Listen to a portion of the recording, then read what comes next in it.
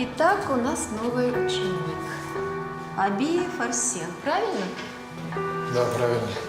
Пойдем на рынок, бухнем, дунем, потрещим. Да, дядь Коль, все свои же. Ты куда прешь? Ты чё? Зарежно. Тебе меня совсем не жалко? Если хочешь, давай раз на раз. Ты такая пьяная, проводишь меня? Ты вообще кто? Ты мне нравишься. Очень. Пацаны, стажаки. Общий салам. Ты чё, не мог мне сказать? Я знаю, кто-то из вас. Все ваши районы. А если я не хочу никого напрягать?